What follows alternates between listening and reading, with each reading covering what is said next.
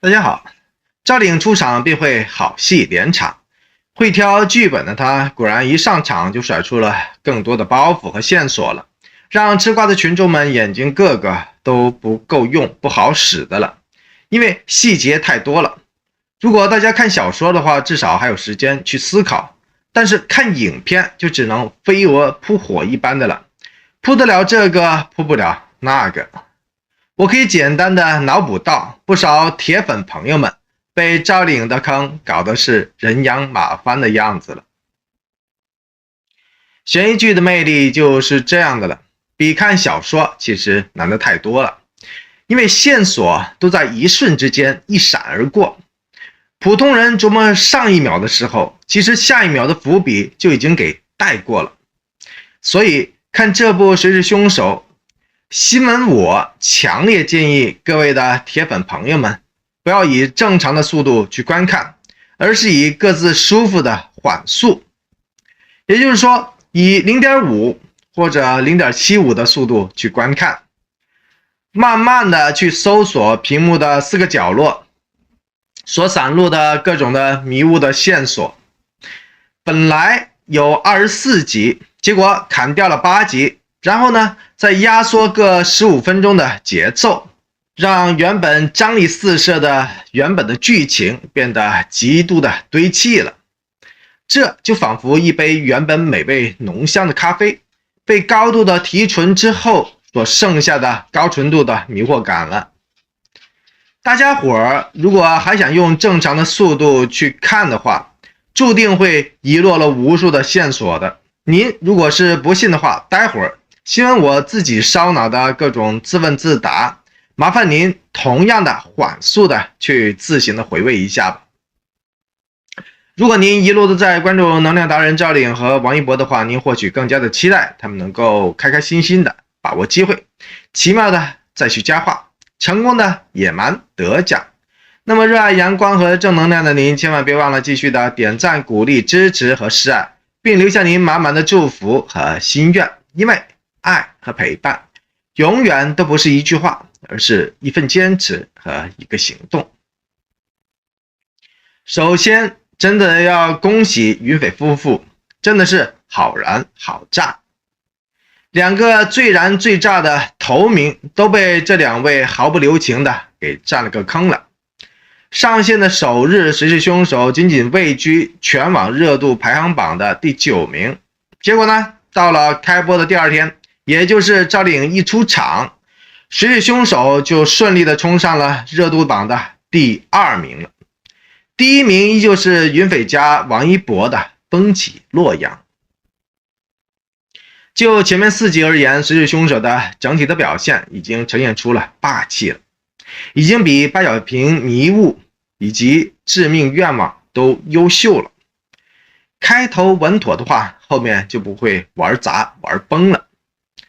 赵丽颖华丽丽的出场之后，整个局面依旧是4平8稳，悬疑氛围依旧营造出色，剧情依旧扣人心弦。接连发生的3起的悬案，包括海州连环凶杀案、马玉被杀案、肖华军遇害案，错综复杂之中亮出了无数个隐藏的看点了。这些亮点的穿插非常的烧脑，只是交代的整个过程欠缺一些火候，大概还是因为时间上的限制而已，因此整个的故事的节奏紧张之余不够完美。当然了，随着凶手烧脑的环节没有让人失望，很多丰富的细节都展示出来了，只是交代的比较仓促，所以惊喜感欠缺不少。整个悬疑的关键依旧是故事剧情的最终的走向了。话说谁是凶手的第3集从马玉案引出了肖华军，从而呢引出了心理医生沈宇。这个角色由赵丽颖饰演，是赵丽颖2次饰演了反派的人物了，又或者说是比较邪性的矛盾人物了。马玉案当中，为了找到肖华军，冷小兵和夏木去了趟医院去找沈宇询问相关的事情。沈宇出奇冷静的表现引起了他们的怀疑，于是乎对他进行了盯梢。然而呢，厉害的沈宇观察到了夏目有心理的问题，并通过朋友之间确定了之后，完美的利用了这点甩开了夏目，制造出了半小时空档期去见到了萧华君。那么沈宇属于教唆犯罪吗？从萧华君之父死亡开始，萧华君的精神状况就越来越差了，以至于后来的自杀，这个沈宇有没有起到什么样的催化作用呢？按说沈宇对萧华君的感受似乎更像是感同身受，因为从萧华君的故事之中倒推回去沈宇的故事，从表面上看的话，沈宇接触萧华君是在他爸爸跳楼之后，但是回忆当中，早在萧华君父亲出事之前，沈宇就已经出现了，所以他们应该早就认识了，而且还可能属于情同姐弟的那一种。因此有一种可能性，就是沈宇在小时候是否有过和萧华君同样的经历呢？也就是家暴呢？在冷小冰质疑说萧华君的妈妈人很好的时候，沈宇的表情就很有说服力了，那就是一种深藏的不屑的表情了。所以是不是沈宇的爸爸和萧华君的妈妈属于同一种类型的人呢？是不是大人们的世界都很表面化、两面化呢？也就是表面上粉饰一番，背地里心里扭曲了呢？说到这，就不得不提到另外一个相当诡异的烧脑的细节了，那就是如果沈宇的爸爸对他不好的话，那么沈宇的电脑桌面上为什么会放着他和爸爸的合影照片呢？是为了怀念呢，还是为了提醒自己危险的持续的存在呢？因为沈宇的爸爸失踪之后，沈宇的爸爸就被传是和一个女人私奔了，所以就抛下了沈宇了。这么样的一个传闻，还有一个不可忽视的大前提，那就是至少有一个人知道沈宇的爸爸已经有了暧昧出轨的对象了，而这个对象又有没有可能就是夏目的那个老师，那个夏金兰老师呢？说到这就兜了个圈了，也就是说那个打电话给夏金兰的人会不会就是他呢？他到底是死了呢，还是依旧活着呢？话说沈宇的爸爸职业就是个医生，所以他想要拿到管这类的药品的话，也就是凶手犯案用的工具的话，简直是易如反掌的。如果拿药都这么的方便的话，沈宇爸爸的犯罪嫌疑相当的大。在夏金兰案件当中，我已经提到过了一个让人疑窦丛生的诡异的地方，那就是那一顿打电话的笨贼的操作了。这让人非常的无解，因为精细的凶手绝不会犯低级的错误的，因此这就无法排除另外3种可能性了。其中的2种我已经都提到过了，有兴趣的朋友们可以自行的回顾一下我之前的视频。最后的一种更加的诡异，而这种异常烧脑更加诡异的可能性，您猜得到吗？那就是人格分裂症了。也就是说，善良的人格在醒来之后就主动的打了这么一个电话了，这绝对是说得通的，因为事项万千，无奇不有。烧脑的是，如果剧情允许的话，2个人之间的模范犯罪也同样是可能存在的，因为它虽然是明面上的连环案，却难以掩藏一种模仿的犯罪式的存在。这种并行的犯罪并不稀奇。跟着呢，在整个复杂的关系当中，线索慢慢浮现出来的这个过程当中，夏金兰老师之死会不会是一种移情别恋之后的情杀呢？因为夏金兰的整个打酱油的过程当中，其实他的态度很值得商榷。于是乎，您觉得一个凶手和一个打电话的人，这两个人的关系到底是什么样的关联呢？到底谁才是夏金兰案件的真正的凶手呢？进而哪一个才是海州案的真实的凶手呢？到底有没有模仿的犯罪行为并行其中呢？新闻我感觉24集的话，或许剧中的人物注定会更加的写实和丰满的了。说到这，夏金兰案件和海州案件合二为一的关键是根据手套上的和帆布包上的所提取的多名受害者的血样，所以由此判断出是同一个人所为的。但是这里面有一个大大的问号同样的存在，那就是万一那个知情人是在冷小兵昏迷之后才进入到夏金兰家的话，重叠犯案的可能性同样的存在。而且那个凶手或者说知情人为什么要故意拿走小猴子的冰箱的磁贴呢？诡异的是，那个冰箱的磁贴居然还出现在了沈宇家，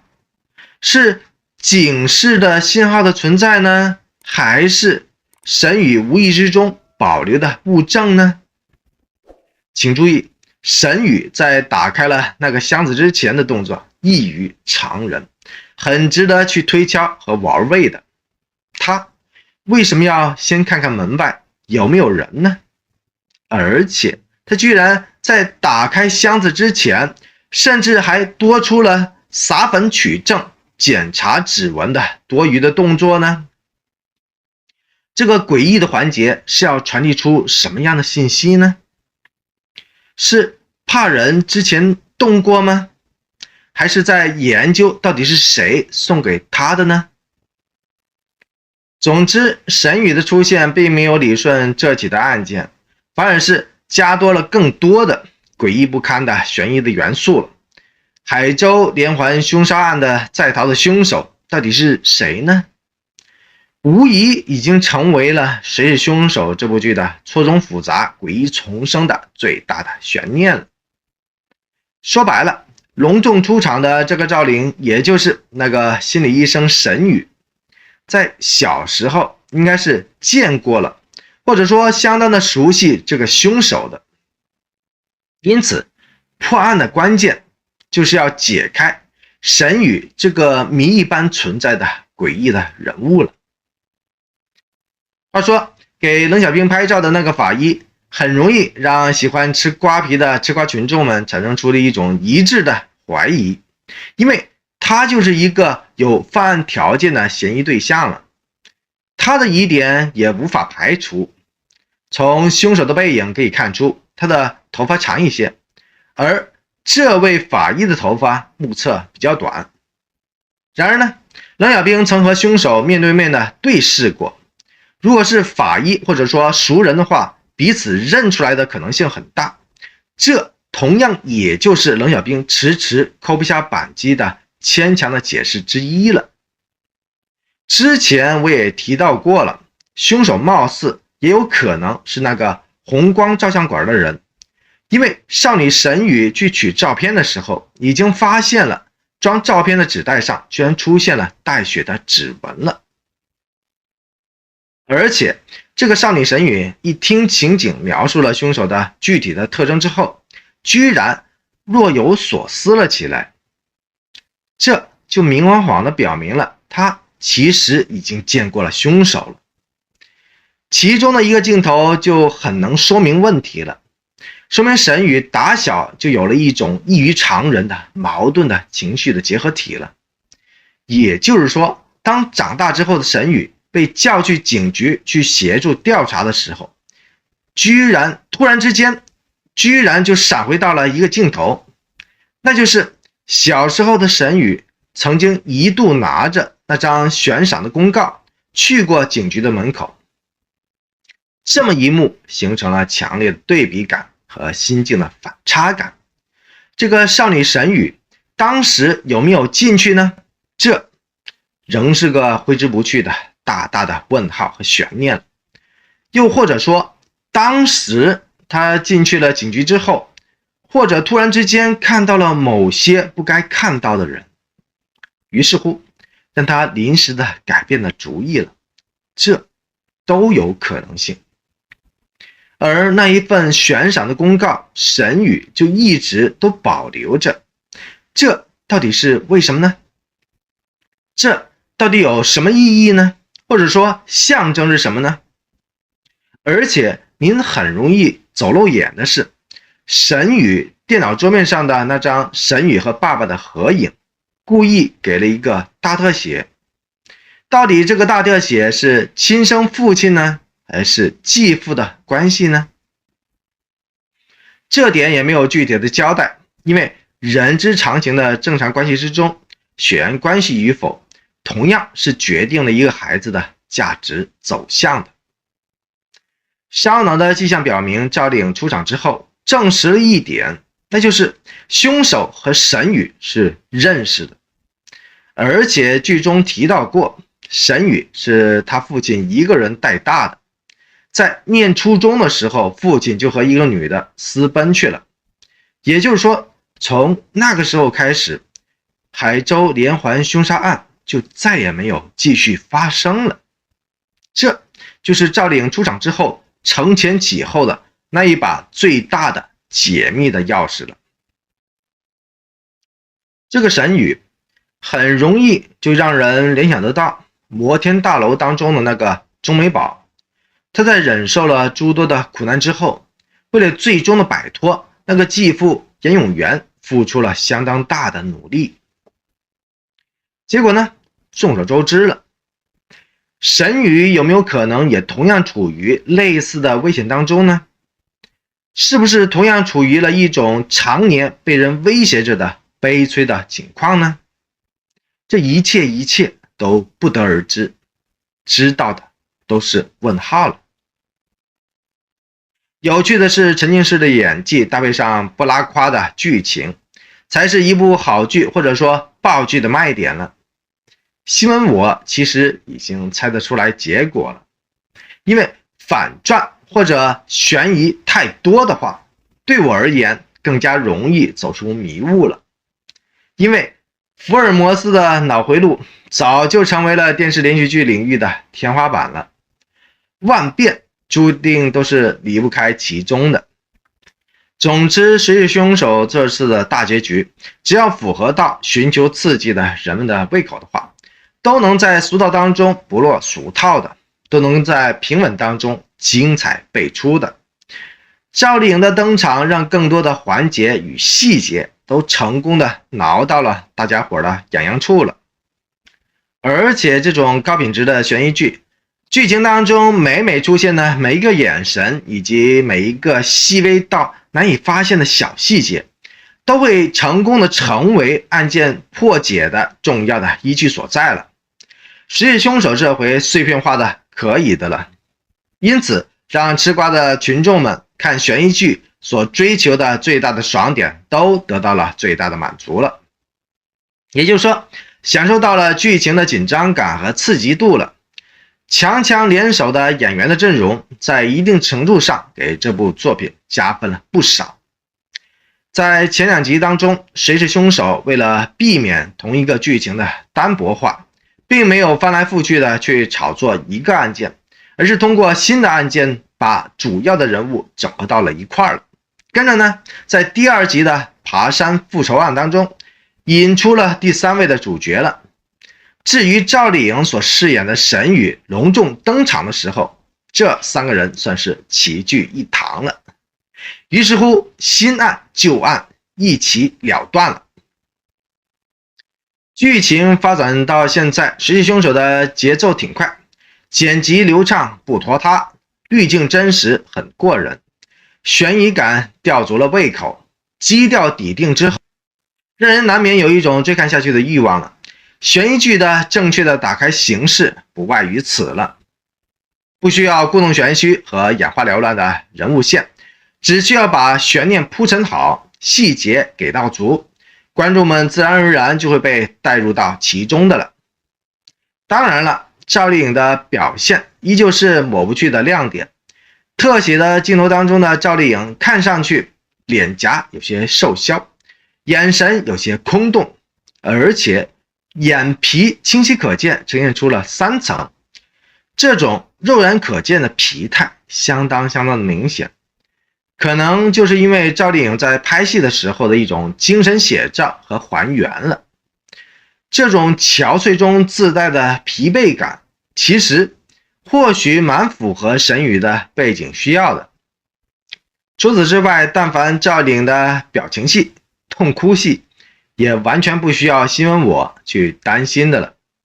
因为这个演惯了古装剧和言情剧的赵丽颖，表情一直都很在线，演出这些需要深藏七情六欲的悬疑剧，更加不会出现水土不服的情况的。如果说王炸姐姐一出场就炸，顺便还撒下了一路的巨大的问号，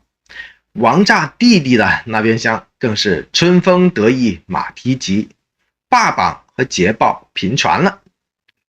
话说风起洛阳，无论是布景还是灯光，无论是演员们的演技还是王一博的带感，都是非常在线的那一种，并且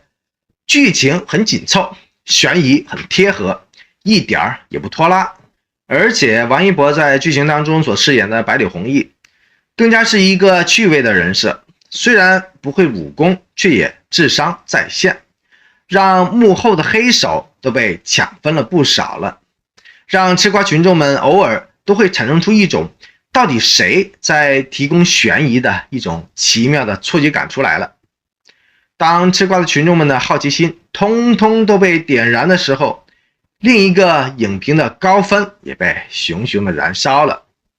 12月7号，也就是上线第7天的时候，影评平台的评分正式的公布了。风起洛阳的评分已经冲上了 7.0 分了。这部电视连续剧开播几天之后就开分了，其速度也算是过人的了。风起洛阳这回的7分，算是最近开播大剧当中成绩最高的一个了。可见普罗大众对这部作品还是相当认可的。要知道，这部作品在目前差不多已经收到了超出10万人的集中的打分了，其中打4分的最多，打3分的排第2，打1分的最少，整体上呈现出了 F 型的有趣的分数线，分数上也是相当可观的。当然了，这个分数距离8分的目标值还存在着一定的距离感，这还有待剧情的深入的发展，才有可能迎来更多的认同和赞许的。因为这一次王一博完全使用了自己的原声，不少人惊艳之余也需要时间去消化的，去品味的。目测可及，这出风起洛阳应该是继陈情令之后王一博的另外一部代表的作品了。番位暂且不谈，但是作为主演之一的他，强大的号召力纷纷化身成为了叠加的分数了，也绝对是功不可没的了。有趣的是，当大家伙现在都被百里弘毅被逼婚、阿爷生死、与高秉烛查案等等一系列的大事小情深深的吸引住的时候，在不被人留意到的小角落里，王一博的无名也最终就要杀青的了。叶秘书的戏份告一段落之后，王一博也终于可以结束天天熬夜的007的拍摄任务了。毕竟最近几次王一博有份出席的一些活动当中，他的现场的状态和上镜的皮肤都不是特别的好，黑眼圈貌似也特别的明显了。我已经聊过很多次的了，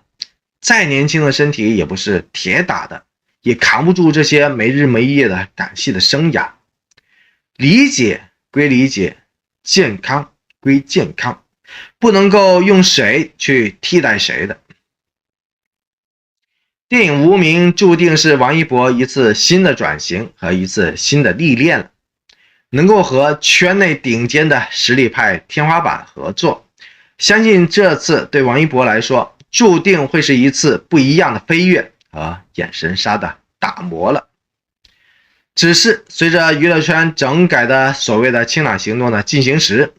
对于一些像王一博这样的顶流的大明星，他们的工作行程所涉及的保密的程度算是越来越严格了，而且剧组方拍戏的时候也都非常的低调，就是为了避免再次的引起黑粉的插腿或者说插嘴的不必要的麻烦。正所谓参与就是认可。风起洛阳之后再度大热的这个王一博，还要继续的流量的生涯和爆火的话题。在流量明星们里面，这个王一博通过天生的高冷，居然在风起洛阳里面能够成功的煽动起不一样的观感和话题出来，真的是很有意思。或许这种天生的高冷就是王一博成长必备的元素之一了，因为这种高冷甚至可以为不同的角色带来了别具风情的一种奇妙的酥感和魅力。您看得出来没有啊？2022年的1月1号，